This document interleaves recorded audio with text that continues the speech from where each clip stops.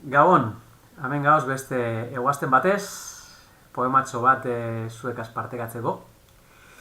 Gaur irakurriko dotena Itolarriari, 2008an idatzi nauen, eta kantari baten eriotzari, edo kantari bati, eskainitako bigarren izan zen. Lehenago, idatzi nauen bat, Kurt Cobainen eriotza dalata.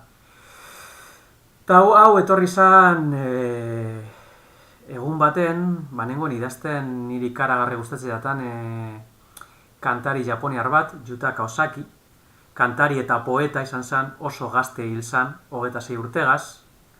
Esan litzeke zozan esateko, bere iriotzak badeko misteriotik zeo zer, baina moten dago alkolak itota, zozan esateko, hil zala. Batzuek berbaitzen da hori nonok hil eta zauen edo, baina kontu da hori, poeta handia zala, batez be musikari gisa, izan zen ezaguna, eta bere izan zen Japoniako rockaren sortzailetako bat. Da egun baten, nengoen ikusten nire kantari gogokoena, Kore, zuzeneko kontzertu baten kantatuta, eta emoten zauen benetan Yuta Kawasakiren eriotzaren atarikoa, ze guztiz moskor ikusten zan, ia ezinean txarto kantatuz garaitu talez, baina izugarrizko sentimenduz, eta horrek emostan ostiatxu bet, eta poema hau, atara zan hortik. Itolarriari. Izarrak itzutzen dituzuen kale sobera argiztatuei.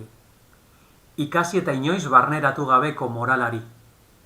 Irribarre debaldeko zuriei, uniforme berdinzalei, zure odiburrumbarien monoksidozko bihotzari, bide zuzenetik oker garoatzaten zure konbentzio ez konbentzigarriei.